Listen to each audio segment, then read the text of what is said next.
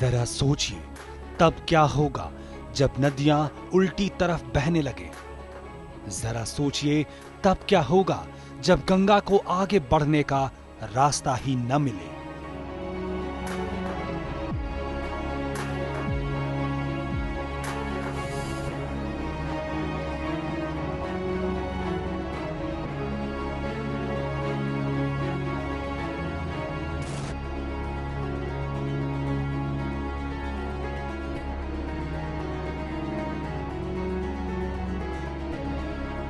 उत्तराखंड, उत्तर प्रदेश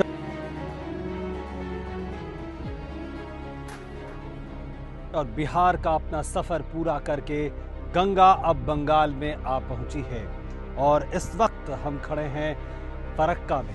और गंगा जब यहां से निकलकर आती है पूरे उत्तर इलाकों से होती हुई जब यहां पहुंचती है तो यहां फरक्का में गंगा को बांधा जाता है। और गंगा के इस सफर में अब हम पूरे बंगाल में जिस तरह से गंगा बहती है, किन किन पड़ावों से गुजरती है और किस तरह हुगली के रूप में गंगा सागर तक पहुंचती है, इन सब की कहानी हम बताएंगे अपने इस एपिसोड में।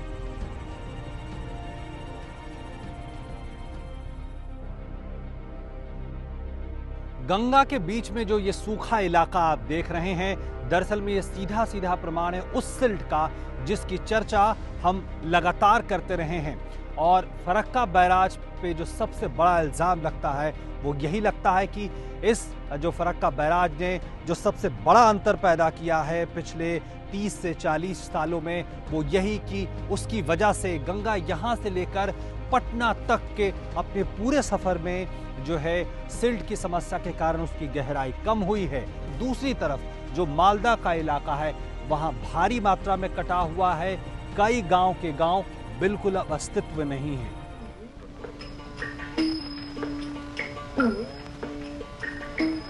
गंगा आए कहाँ से, गंगा जाए कहाँ रे, लहरा पानी में जैसे धूप छाओ। गंगा आए कहाँ से, गंगा जाए कहाँ रे, लहराए पानी में जैसे धूप छाओ रे।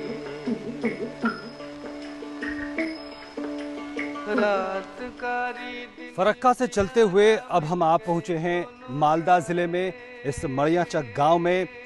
और मरियाचक गांव अभिशप्त है गंगा की कटान से, चाहे वो स्कूल हो, चाहे वो 10 से 15 गांव पिछले 20 से 25 सालों में ये गंगा की धारा नील चुकी है, अपने में समा चुकी है। देखो रंग रूप के कैसे भेद मिटाए रे, लहराए पानी में जैसे धूप छाओ रे। ये जो सामने कुम्मा जा रहा है ना, कुम्मा जा रहा है सामने, वही कुम्मा के नगी पास में हम लोग का जमीन था, घर बाड़ी था। वहाँ से काट के जाने के बाद में हम लोग यहाँ आए सरकारी बांध के ऊपर में। ये भी सरकारी बांध के ऊपर में हम लोग बात कर रहे हैं, लेकिन अभी तक कहीं हम लोग का कहीं सरकार से व्यवस्था नहीं हुआ है। हम लोग ऐसे भाव से रह रहे हैं। अभी भी जो हालत से है गंगा काट रहा है, हम लोग गंगा में भस के जाने वाला हो गए हैं। हम लोग सोच रहे हैं कि बच्चा कच्चा लेके कहाँ जाएंगे, यदि अगर फ्लड हो जाए, कोई दिशा हो जाए, काट जाए इधर, हम लोग का रहने का जगह नहीं है कहीं। महावीर मंडल बता रहे हैं कि यहाँ से गंगा के किनारे से करीब 3 किलोमीटर दूर उनके खेत और घर थे, लेकिन 1992 से शुरू हुए गंगा के कटान ने उस जैसे कई गांवों का अस्तित्व समाप्त कर दिया। ये कटने का कोई दिमाग का कोई ठीक नहीं है, कट जाएगा। मैंने गांव तो पूरी था एकदम गोटा ऊपर 4 से वो था, लेकिन हम लोग का मकान है यहाँ से 20 रस्ते दूर में था। सुभाष मंडल ने 5 बार अपना घर बनाया, लेकिन गंगा की धार में टिका कुछ भी नहीं। तो हमारा जमीन कटान हुआ है धरो जे 95 99 से शुरू हुआ है, 99 98 से शुरू हुआ कटने के। तो काटते करते करते करते यहीं एकदम बिल्कुल चला गया। हम 5 बार उठाए, 5 बार घर किए हैं इस जगह, टट्टी के घर किए हैं, इटका के घर था, इसको गवर्नमेंट से मिला है, इंदिरा आवास पाए हैं, सब बिल्कुल गंगा पर। इंदिरा आवास भी चले गए? हाँ चला गया है, अभी भी कुछ गवर्नमेंट सरकार अभी नहीं दिया है। अभी पहले पलायन, फिर दूर देश में दिहाड़ी मजदूरी नियति बन गई। जब जमीन नहीं है, खेती के लिए जमीन नहीं, तो क्या करते? वही तो बाहर जाते हैं, चंगड़ा बच्चा सब बाहर जाता है, हम भी कभी कभी कदाल में चल जाते हैं, इसलिए संसार को रकम मेंटेन होता है। कहाँ जाते हैं? राजस्थान जाते हैं, पंजाब जाते हैं, गुजरात भी चल जाते हैं, बम्बई जाते हैं। क्या करते हैं वहाँ जाके? वहाँ लेबारी, दिन मजूरी लेबारी करते हैं। इतना चिंता भावना में पड़ा हुए हैं तो रात में सोते हैं, आंसू आते हैं।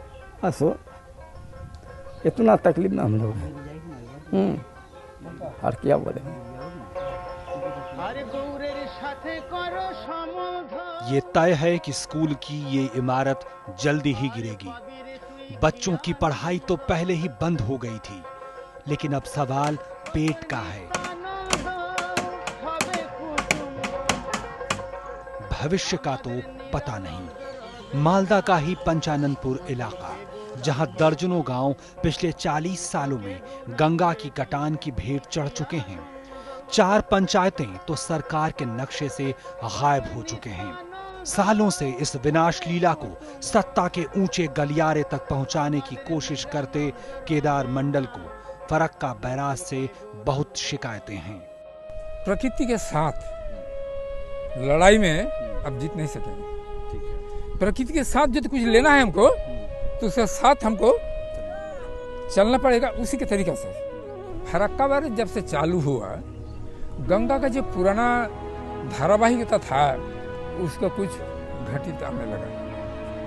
तो क्योंकि पहले गंगा जी अपने खुदाई कर लेते थे, उनका जो गहराई, वो गहराई अपने ठीक कर लेते थे। लेकिन फरक्का बैराज जब हो गया तो गहराई यार गंगा जी होता ही नहीं, वो सिल्टेड हो जाता है। ये जो मिट्टी आन के से भराट हो जाता है। तो भराट हो जाने के बाद पानी जब आता है वर्षा के, वो पानी रहने की जो जगह वो कमती हो गया, इसीलिए कटाव शुरू हो गया मालदा में। गंगा जी को तो चाहिए पानी उतना रखने का, फले ये कटाव फरक्का के चलते हम लोग को हुआ है। गाद के कारण बाढ़, गंगा का प्रदूषण, मछलियों की प्रजातियों का नष्ट होना जैसे मुद्दे को लेकर फरक्का पर इल्जाम बिहार में भी काफी लगते रहे थे।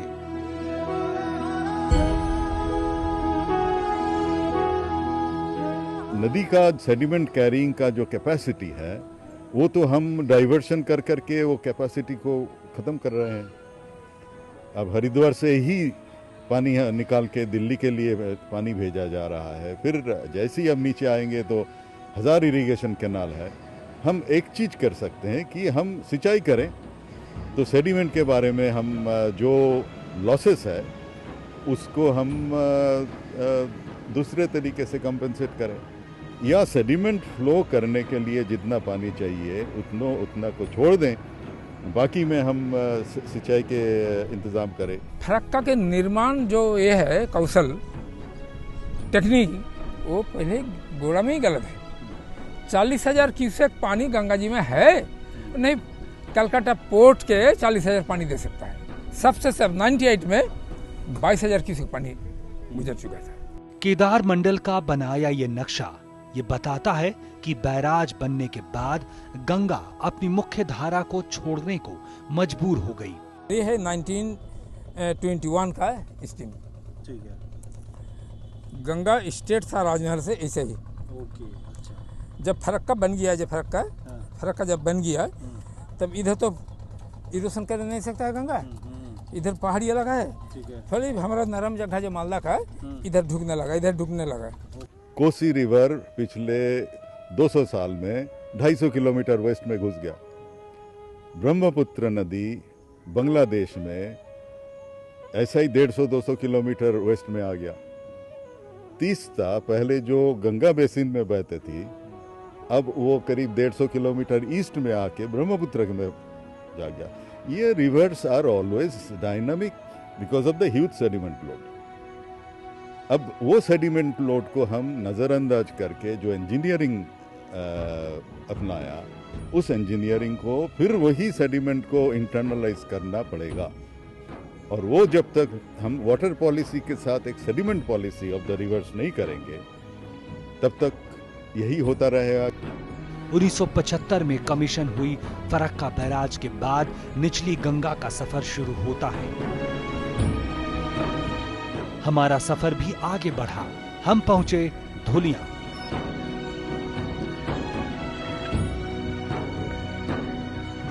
फरक्का बैराज के बाद ये सबसे महत्वपूर्ण स्थान गंगा के लिए, क्योंकि यहाँ थोड़ी दूर आगे जाकर गंगा दो भागों में बंटती है और मुख्य गंगा पद्मा नदी के नाम के रूप में बांग्लादेश सीमा में प्रवेश करती है और एक पतली धारा एक बार फिर से भागीरथी के नाम से आगे बढ़ती हुई हुगली नदी में जाकर मिलती है। गंगा बदल रही है, लेकिन यह बदलाव काफी तेज है। लेकिन इसके किनारे रहने वाले लगभग 40 करोड़ लोगों का क्या? काटता है ज्यादा, ये नदी डीप रहेगा तो नहीं कटेगा। हाँ, बहुत काट गया 20 साल से।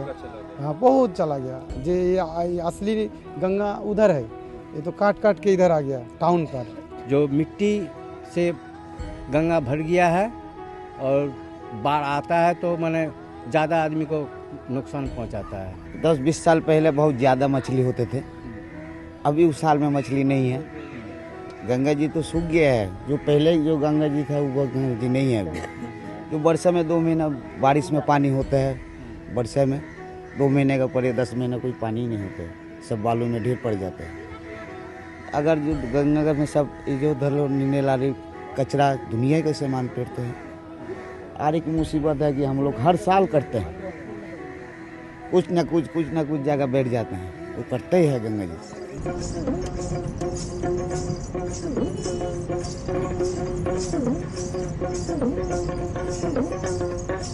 हमारा सफर आगे बढ़ रहा था। मुख्य गंगा हमारा साथ छोड़ चुकी थी, लेकिन उसकी एक धारा भागीरथी चलते चलते अब पहुंचती है मुर्शिदाबाद।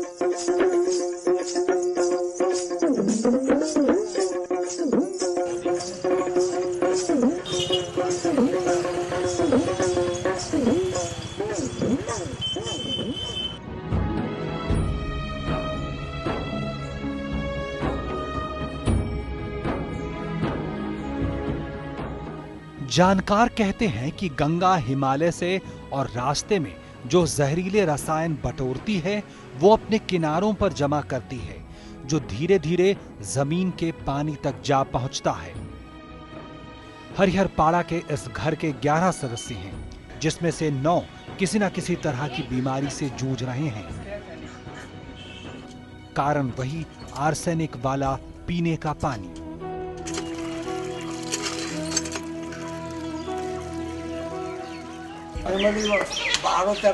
आर्सेनिक वाले पीने के पानी से शरीर की त्वचा और पैरों की चमड़ी में कई तरह की बीमारियां हो जाती हैं।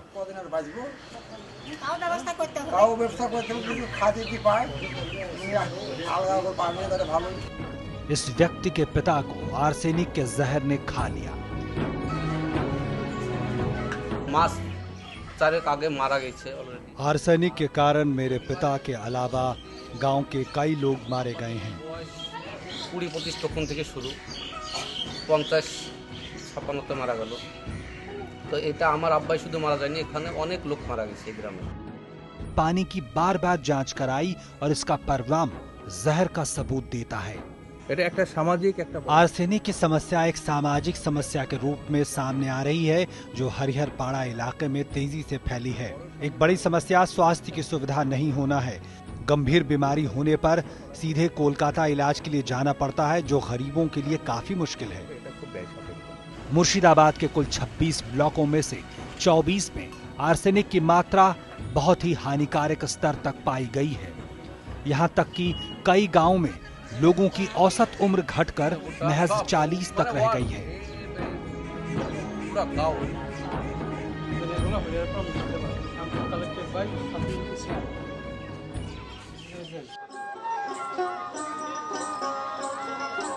फरक्का से निकली भागीरथी आगे हुगली नदी में मिलती है। हुगली नए वेग से बंगाल की खाड़ी की ओर बढ़ते हुए कोलकाता पहुंचती है।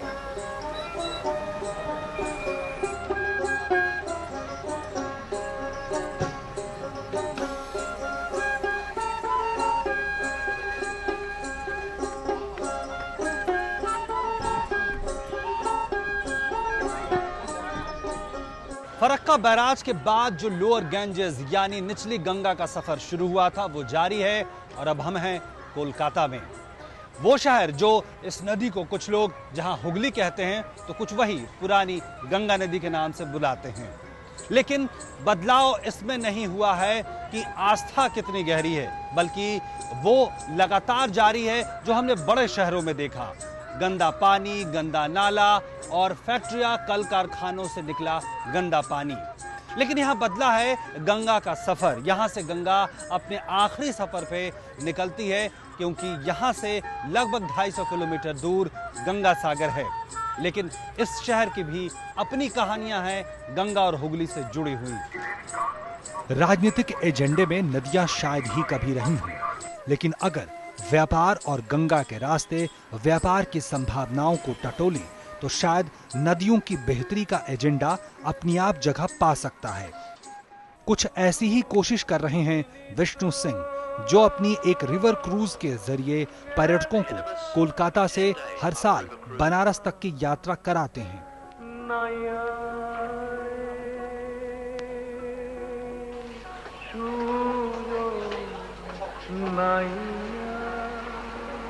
9 साल तक कठिन परिश्रम किया हम लोगों ने, और जो नदी का रखरखाव रखता है डिपार्टमेंट RWAI, उसकी मदद से नदी का सर्वे किया गया और 9000, ये एक तरह से उनका पैशन था, हमारा पैशन था। हम लोग नहीं जानते थे कि हम क्या करने जा रहे हैं।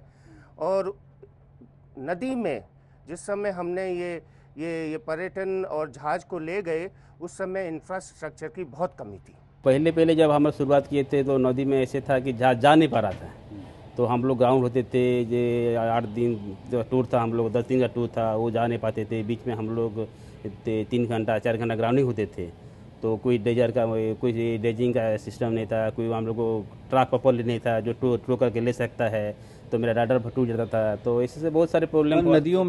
नदी में जो है आपकी नाव फंस जाता था, बहुत बार फंसा हुआ है। गंगा नदी में पर्यटन सुनने में ही अनोखा लगता है, लेकिन क्या इस तरह की कोशिशें गंगा में व्यापार को भी बढ़ावा दे सकती हैं? पटना में, साहेबगंज में कंक्रीट का व्यापार होता है, सैंड का व्यापार होता है। डोरीगंज में वो कार्गो जहाज़ों द्वारा ट्रांसपोर्टेशन एक से दूसरी सिटी, बनारस में से पटना, पटना से भागलपुर, सुल्तानगंज, कलकत्ता, और भी कई चीज़ें हैं, जैसे खाने का तेल है, सागर से उसको हम पूरे बनारस तक ले जा सकते हैं। कारखाने कोलकाता में भी हैं, शहरों का गंदा पानी यहाँ भी है। हम यहीं के एक पर्यावरणविद और वैज्ञानिक ध्रुव ज्योति घोष से मिले, जो हमें समझाते रहे कि शहरों के गंदे पानी को ट्रीटमेंट प्लांट से साफ करने की जरूरत नहीं, बल्कि ये तो पौष्टिक तत्वों का एक बड़ा स्रोत है। हम ये कह रहे हैं waste water is a nutrient, this philosophy will have to be undertaken, that is very important. You can use it in agriculture after some kind of a treatment, why will you not? Doctor Ghosh एक ऐसा model सुझाते हैं जो शहरों के गंदे पानी से मछली पालन और खेती के लिए उर्वरक तत्वों की आपूर्ति कर सकता है। एनवायरमेंटल पॉलिसी में ये साफ सुथरा दिया हुआ है कि ईस्ट कलकत्ता वेटलैंड के तरीके से ही करना चाहिए, और गंगा एक्शन प्लान में कलकत्ता को एक भी पैसा नहीं दिया हुआ है, क्योंकि यहाँ जो सिस्टम है उसको समझा जाता है कि वो ज़रूर कलकत्ता का कोर कलकत्ता का वेस्ट वाटर क्लीन कर देता है। तो अगर गंगा एक्शन प्लान समझते हैं तो बाकी लोग क्यों नहीं समझते हैं? लेकिन नदियों के प्रदूषण को लेकर वो एक नई दृष्टि रखते हैं। अब तक पॉइंट सोर्स पोल्यूशन देखे हुए, नॉन पॉइंट सोर्स नहीं देखे हुए। नॉन पॉइंट सोर्स कहाँ से आती है? एग्रीकल्चरल पोल्यूशन खास तौर से। तो एग्रीकल्चरल पोल्यूशन में पेस्टिसाइड्स मान लीजिए और एग्रोकेमिकल्स मान लीजिए। होता क्या है इसमें? What is the problem out of it? ये नदी में निर्मल धारा के लिए जो माइक्रो ऑर्गेनिजम्स का ज़रूरत है उनको मार देता है। तो अगर माइक्रो ऑर्गेनिजम्स मर जाए तो नदी का जो सेल्फ प्यूरिफिकेशन का एबिलिटी है वो ख़त्म हो जाती है। एक्सेस पेस्टिसाइड्स, हम पेस्टिसाइड के अगेंस्ट में नहीं बोल रहा हूँ, this must be understood very clearly. हम कह रहे हैं कि एक्सेस पेस्टिसाइड्स यानी जितना आपको व्यवहार करना है उससे हम ज़्यादा जब करते हैं तभी वो एक्सेस हो जाता है।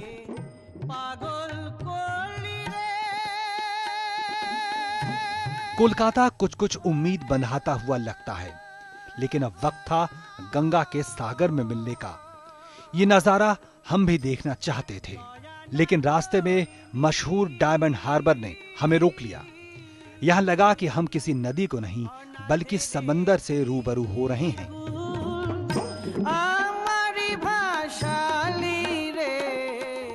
इसके बाद थोड़ी ही देर में हम आ पहुंचे काकद्वीप।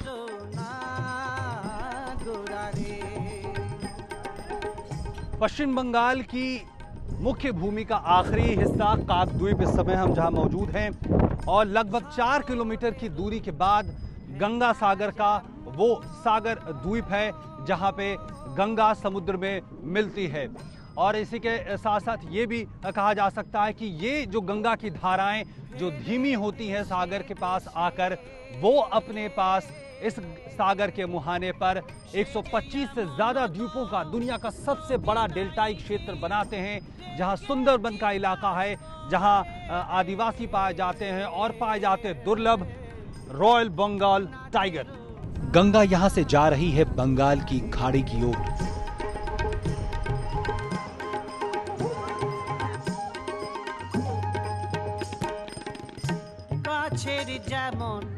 शिकर बाको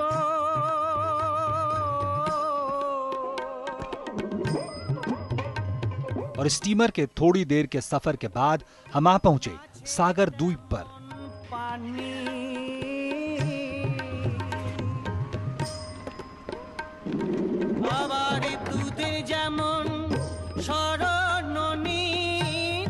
लगभग 2 लाख की आबादी वाले इस द्वीप का आखिरी सिरा ही गंगा सागर कहलाता है।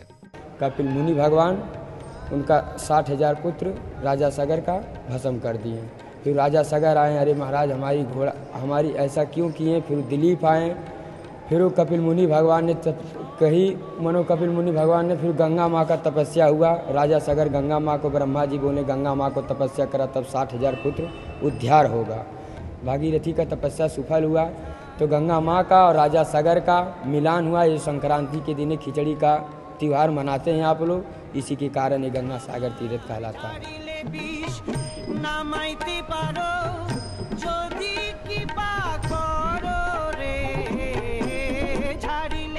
गंगोत्री से यहाँ तक लगभग 2500 किलोमीटर का सफर करते हुए यहाँ गंगा बंगाल की खाड़ी से जा मिलती है।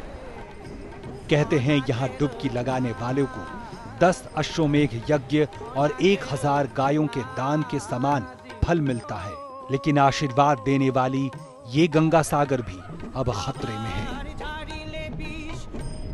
ये कहा जा रहा है कि गंगा जो है इस तरफ जो गंगा सागर द्वीप है इसको धीरे धीरे निगलती जा रही है, क्या आपने देखा है? हमें बताइए विस्तार से। एक तरफ से देखा गंगा जी और सागर दोनों का ये संगम स्थल है। ये बढ़िया वाला एक टापू था, वो टापू पानी से खाते खाते छोटा हो गया। पहले जो कपिल जी का मंदिर था इस तरफ से अभी सीधे अभी दक्षिण से अभी 15-20 किलोमीटर बीच में था, इधर से और उधर 15-20 किलोमीटर आगे था। वो अभी पानी में खाते खाते पहले नंबर मंदिर, दूसरे नंबर मंदिर, तीसरे नंबर मंदिर खत्म हो गया। ऐसी टापू था, ऐसी ग्राउंड था, वो भी पानी में खाते खाते खत्म हो गया। तो यहाँ पे ये छोटा हो रहा है और ऐसा कहा जा रहा है कि कहीं कहीं नए नए द्वीप बन भी रहा है। हाँ, ये जो छोटा हो रहा है ये टापू अभी कोई तरफ देखने मिलती है, वही तरफ अभी एक टापू सृष्टि हो गया, वही तरफ टापू एक बन गया। ये अभी छोटा हो रहा है, वही तरफ अब टापू बन गया। इस तरफ से अभी एक छोटा वाला टापू था, वो भी पानी में खाते खाते खत्म हो गया। ये पूरब से अभी एक टापू था, वो बढ़िया हो गया और बड़ा हो गया। अभी इस टापू अभी पानी में खाते खाते भी खत्म हो गया। धीरे धीरे ज़मीन कम होती जा रही है। हाँ, ज़मीन कम होती जा रही है। अभी तो आएगी, लेकिन आज नहीं, 100 साल के पहले, 100 साल के बाद तो इस टापू उड़ेगा, ये जरूर है, जान लें। फरक्का बैराज विरोधी कहते हैं कि गंगा सागर और डायमंड हार्बर से गाद यानी सिल्ट हटाने की योजना फेल हो गई है। सच ये भी है कि गंगा सागर में हलचल बढ़ी है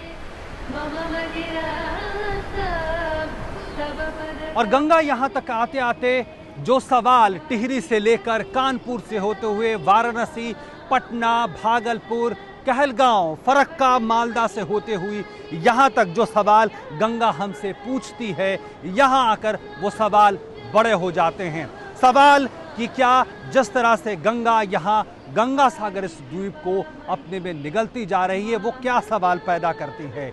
आखिर आने वाले समय में गंगा किस तरह का रूप हमें दिखाएगी। गंगा हमसे कुछ कहती है, गंगा हमसे कुछ सवाल करती है। उत्तराखंड में जब हमारे संवाददाता रोहन सिंह और कैमरामैन सुशील शर्मा थे तो वहां सवाल अलग थे। जब उत्तर प्रदेश में हमारे संवाददाता मंजीत ठाकुर और कैमरामैन विनय कुमार थे तब सवाल दूसरे थे। और जब हम जो है बिहार और पश्चिम बंगाल से होते हुए मैं और मेरे कैमरामैन सुशील शर्मा पहुंचे तब सवाल अलग थे। और गंगा सागर में उन तमाम सवालों का रूप बिल्कुल बदल जाता है और निश्चित तौर पर आने वाले भविष्य में ये सवाल और ज़्यादा मुखर होंगे कि जिस देश के संस्कार में गंगा है, जिस देश में गंगा को माँ का दर्जा दिया जाता है, हम उसके साथ क्या कर रहे हैं और आने वाले वक्त में हम कैसे इसे बेहतर कर सकते हैं। और ये सवाल हमारा पीछा करती रहेगी।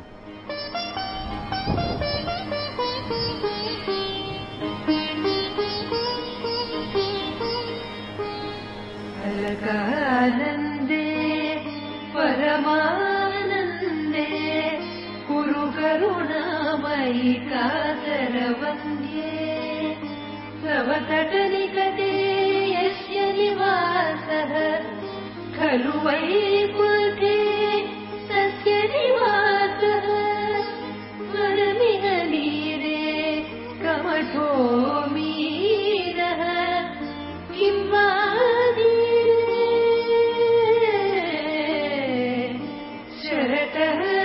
क्षीरः अथवा स्वपचो मलिनो लीनः तव नहि दूरे नृपति कुलीनः।